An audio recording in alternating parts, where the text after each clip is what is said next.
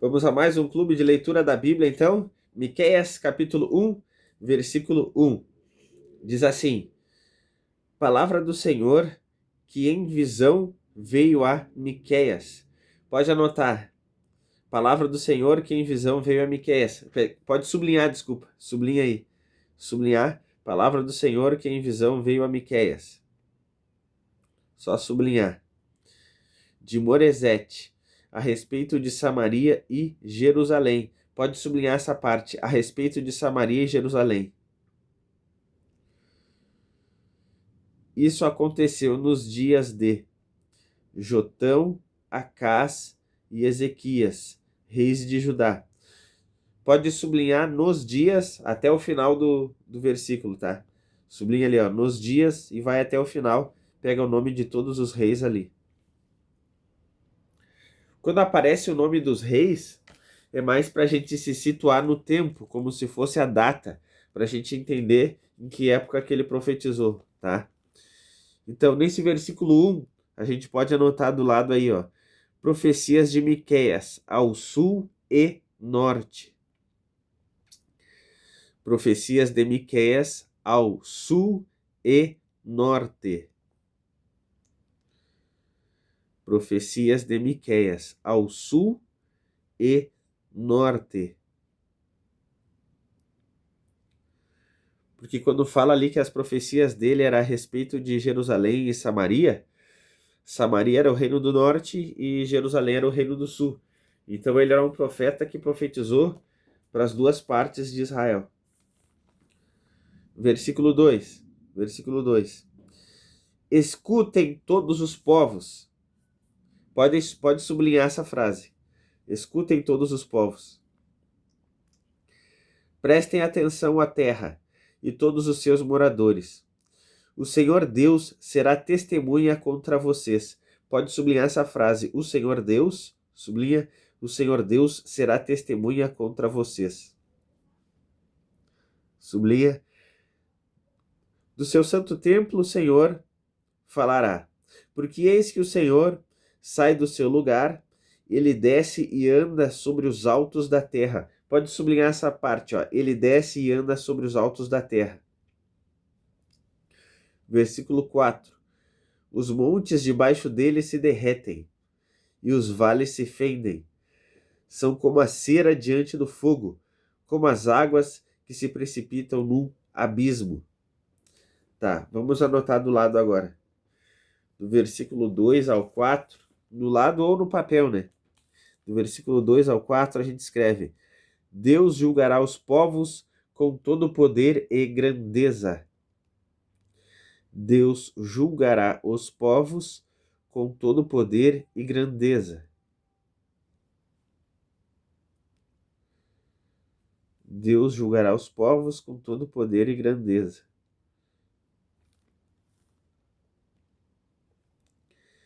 Deus julgará os povos com todo poder e grandeza.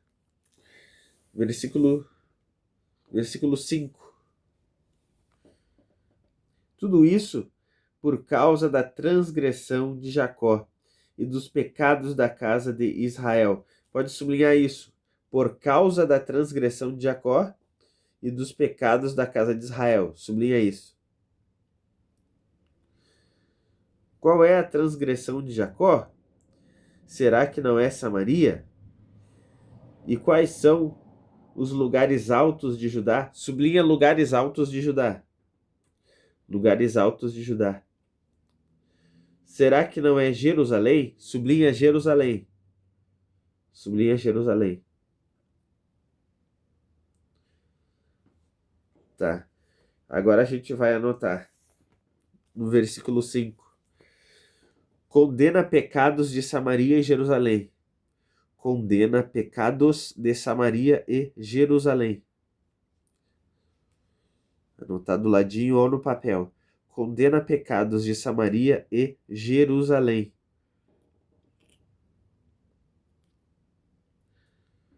Condena pecados de Samaria e Jerusalém.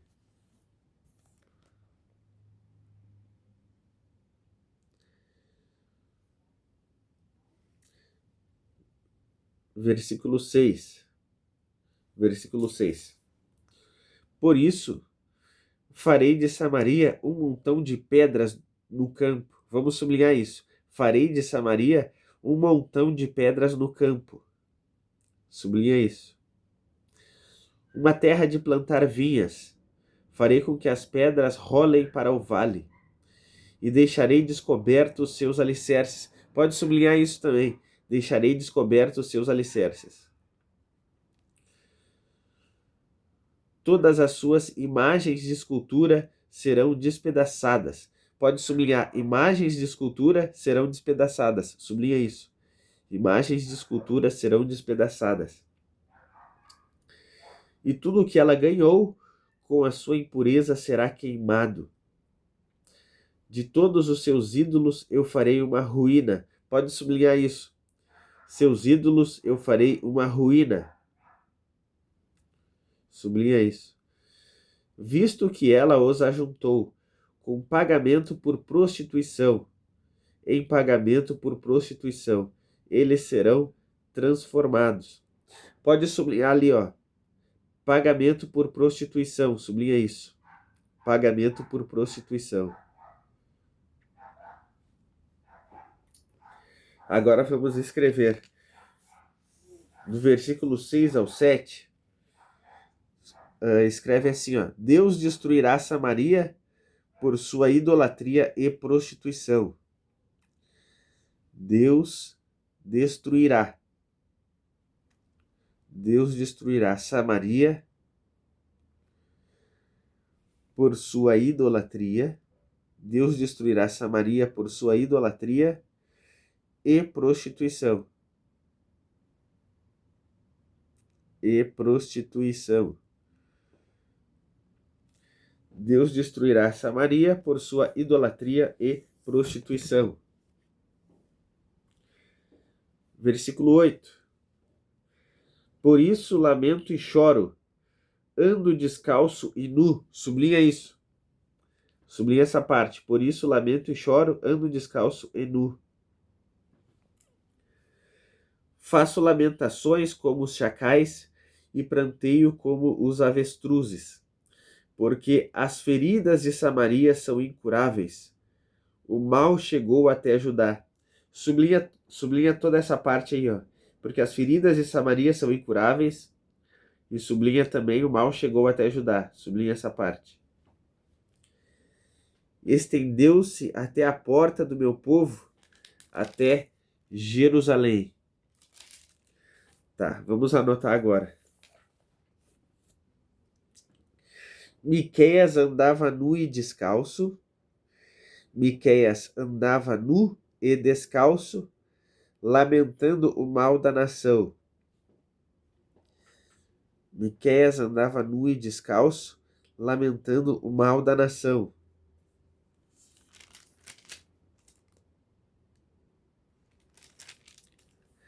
Miqueias andava nu e descalço, lamentando o mal da nação.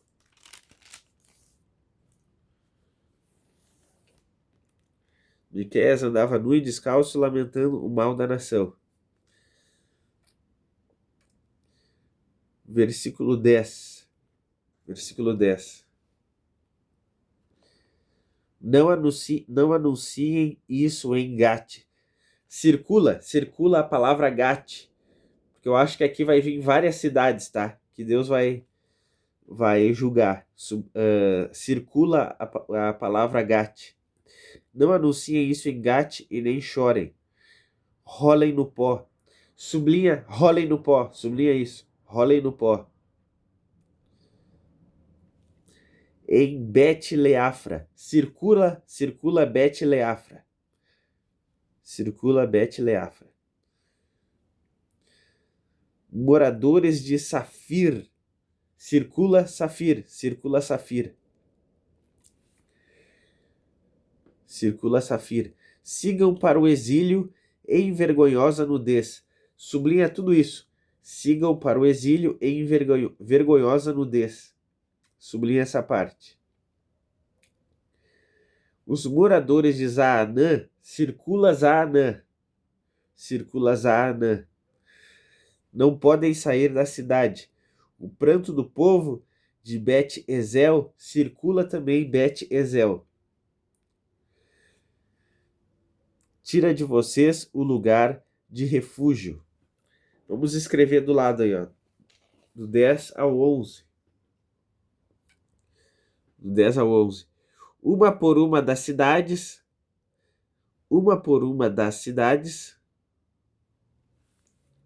são condenadas. Serão levados nus em cativeiro. Uma por uma das cidades são condenadas. Uma por uma das cidades são condenadas, vírgula, serão levados nus em cativeiro. Uma por uma das cidades são condenadas, serão levados nus em cativeiro.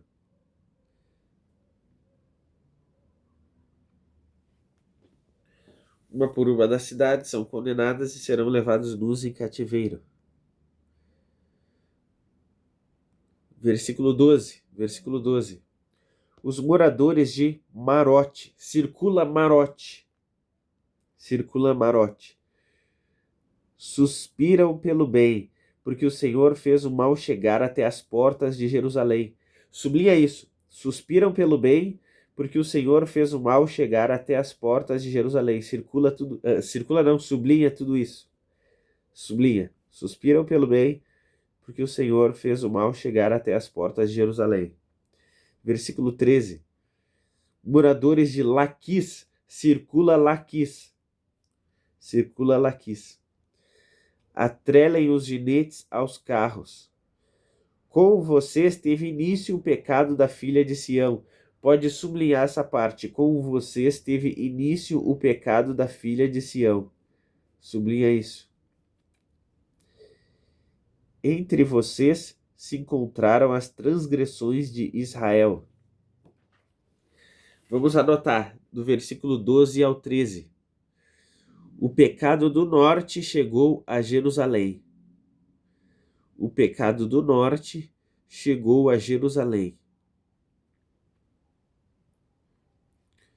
Do 12 ao 13, o pecado do norte chegou a Jerusalém.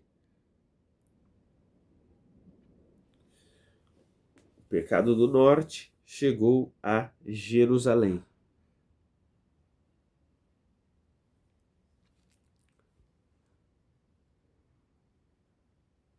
Versículo 14. Portanto, vocês darão presentes de despedida a Moresete Gate. Circula isso. Circula Moresete Gate. Circula. As casas de Axibe. Circula Axibe também. Serão algo enganoso para os reis de Israel. Enviarei ainda quem tomará posse de vocês. Sublinha isso. Sublinha essa frase. Enviarei ainda quem tomará posse de vocês. Sublinha. Moradores de Maressa. Circula Maressa. A glória de Israel chegará até Adulão. Circula Adulão. Versículo 16. Cortem os cabelos e raspem a cabeça por causa dos seus filhos queridos. Sublinha isso, sublinha essa frase. Cortem os cabelos e rapem a cabeça por causa dos seus filhos queridos. Sublinha isso. Alarguem a sua calva como a águia, porque esses filhos serão levados para o cativeiro. Sublinha isso. Esses filhos serão levados em cativeiro. Esses filhos serão levados para o cativeiro. Sublinha isso. Esses filhos serão levados para o cativeiro. Sublinhar. Agora vamos anotar do lado. Os filhos iriam para o cativeiro, vírgula, o povo devia se humilhar. Os filhos iriam para o cativeiro, o povo devia se humilhar. Isso do versículo 14 ao 16, ok? Os filhos iriam para o cativeiro, vírgula. O povo devia se humilhar.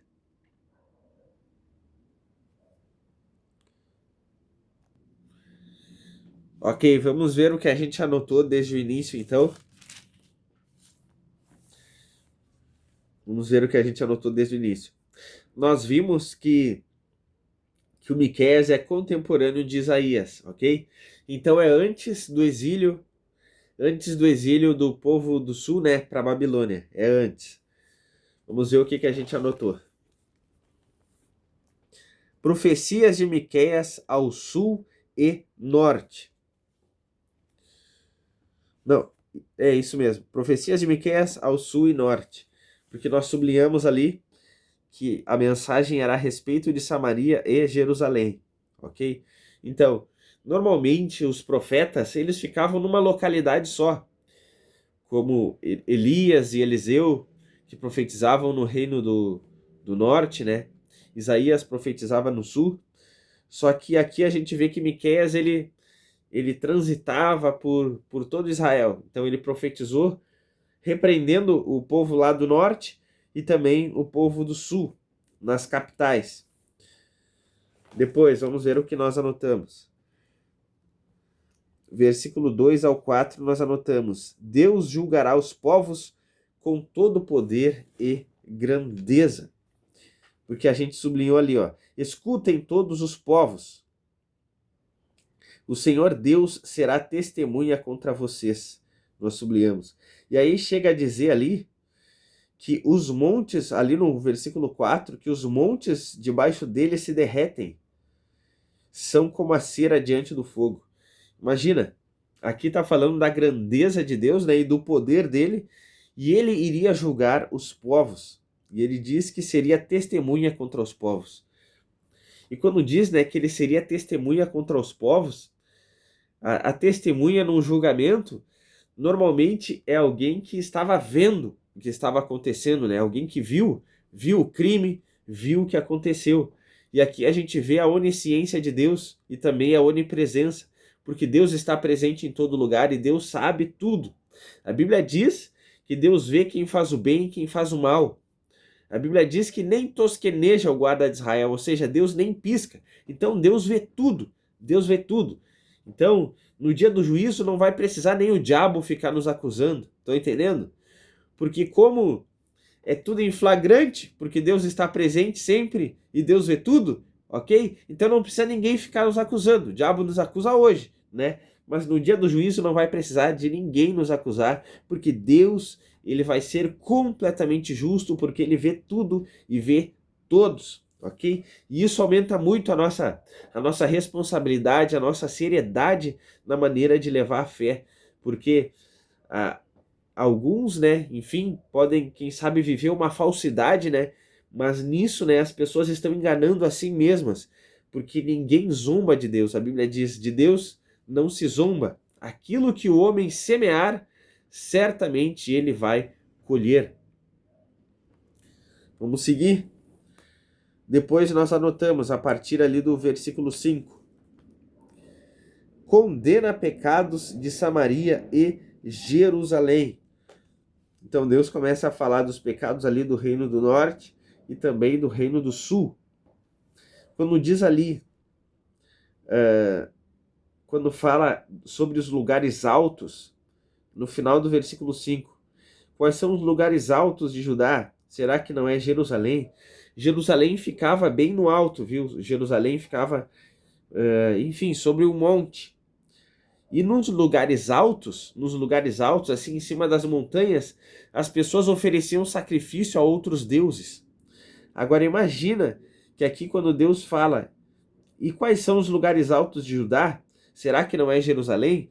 Deus está dizendo que o povo está adorando outros deuses, né? Mesmo na capital, que era onde ficava o templo. Ou seja, as pessoas estavam misturando a adoração a Deus e a adoração a outros deuses. E elas nem temiam ao Senhor por isso, elas não se importavam. Então a idolatria, né, fazia parte da vida delas de forma que elas nem se envergonhavam mais disso. Depois, do versículo 6 ao 7, nós anotamos: Deus destruirá Samaria por sua idolatria e prostituição. Então, Deus fala, né, que a prostituição, a palavra prostituição, tá, é usada muitas vezes na Bíblia, tanto como de forma metafórica, porque para Deus, assim, ó, quando o povo se envolvia com outros deuses, Deus também chamava isso de prostituição, porque para ele é como se fosse uma traição contra ele, entendeu? Porque ele tinha o seu povo como se fosse sua esposa, Israel, como se fosse sua esposa. Só que aí, quando o seu povo se envolvia com os ídolos, aquilo era como se fosse uma traição, como se fosse adultério. E muitas vezes a gente vê Deus condenando, né, a idolatria e usando a palavra prostituição. Embora isso também tivesse um duplo sentido, porque vários cultos a outros deuses envolvia a prostituição, ok? Então, parte do culto a outros deuses envolvia a prostituição. E que a Bíblia fala, né, das prostitutas cultuais e os prostitutos cultuais também. Então havia ali coisas terríveis, né, na adoração a outros deuses.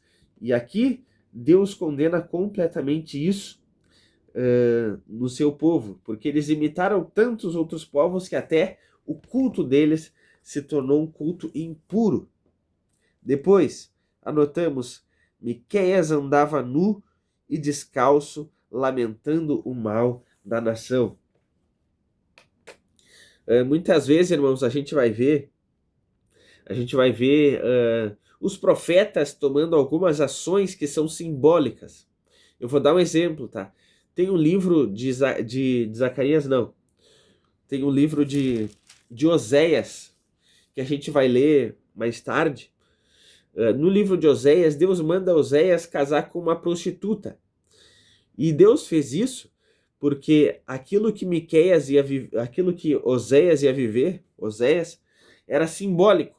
Porque da mesma forma que Oséias ia casar com uma prostituta, e aquela prostituta ainda se envolveria com outros homens, mesmo casada com ele, da mesma forma, Israel, tendo uma aliança com Deus, se envolvia com outros deuses também. Então, Deus usava a vida do profeta muitas vezes como uma simbologia daquilo que Deus estava sentindo, ok? Então, da mesma forma que Deus se sentia atraído pelo seu povo, Oséias também se sentiria atraído por conta da sua mulher prostituta. E aqui, quando a gente vê Miqueias, que nós lemos ali no versículo 8, por isso lamento e choro, ando descalço e nu. Quando Miqueias diz isso, que ele andaria descalço, nu e chorando, né? A nudez tinha a ver com a vergonha. A nudez tinha a ver com a vergonha por conta do pecado. O lamento, né, o choro é porque ele estava muito triste porque o juízo estava chegando. Mas o fato também de estar descalço envolvia a escravidão, porque o povo de Deus estava escravo do pecado e também, né, suas vergonhas estavam expostas, seu pecado estava exposto diante de Deus. Depois nós anotamos, do versículo 10 ao 11, uma por uma das cidades são condenadas, serão levados nus em cativeiro. Eu já tinha mencionado isso porque já fala em outros livros, tá? Mas a maneira como os povos eram levados em cativeiro era muito triste, muito brutal. Eles eram levados nus e ainda colocavam um anzol, um gancho nas suas narinas, né? Terrível, terrível. E aí eles tinham que andar quilômetros e quilômetros, né? Com aquele anzol no nariz, puxado por uma corda ou correntes, e eles ali, enfim, completamente expostos e nus. Era uma vergonha, uma humilhação terrível. E da mesma forma, irmãos, da mesma forma o pecado faz isso conosco. Quando, enfim, a gente peca, a gente se sente triste, né? Se sente entristecido. Muitas vezes a gente tem vergonha até de orar. A gente se sente indigno. Às vezes a gente pensa até em não ir para o culto, porque a gente pensa, eu não sou digno. E o inimigo, né? O diabo, ele massacra a nossa consciência, dizendo, tu não merece, olha só o que tu fez. Enfim, e começa a nos humilhar e nos humilhar e nos humilhar, porque o pecado nos humilha. Então, por isso que a gente tem que evitar muito, né? fazer aquilo que desagrada a Deus, porque a gente se sente muito mal, ok? E isso não é só o diabo nos acusando, mas isso também muitas vezes é o Espírito Santo nos convencendo do pecado, da justiça e do juízo. A diferença, tá? É que quando é o Espírito Santo nos convencendo, o Espírito Santo, né, mostra que a gente está errado, mas ao mesmo tempo o Espírito Santo nos puxa para perto de Deus. Já quando é o diabo nos acusando, né, somente nos humilha e quer colocar pensamentos na nossa cabeça de que a fé não é para nós, de que a gente não tem que ir para a igreja, enfim, que nós somos inúteis, que somos sujos e tudo mais, né, e que a gente não deve nem orar. Tamanha a humilhação, tamanha a nossa sujeira, ok? Então, a acusação do diabo na nossa mente nos afasta de Deus.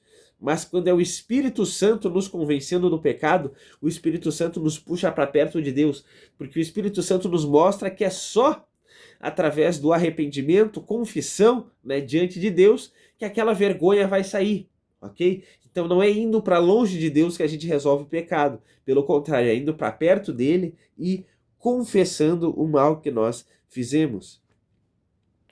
Depois, do versículo 12 ao 13, nós anotamos: o pecado do norte chegou a Jerusalém, porque o reino do norte foi a primeira parte de Israel que se afastou de Deus, que se desviou de Deus. Desde o início, eles fizeram um templo para que eles pudessem adorar, só que não foi Deus que mandou eles fazer aquele templo. Então, desde o início, que houve ali a ruptura do reino do norte e do reino do sul, eles já começaram a pecar e foi terrível, eles foram de mal a pior. Então, o reino do norte se afastou primeiro e depois, né, enfim, eles foram levados em cativeiro, e o reino do sul, ao invés de aprender a lição, né, pelo mal que o reino do norte fez, o reino do sul ainda imitou o mal que o reino do norte fez. Então isso é ruim.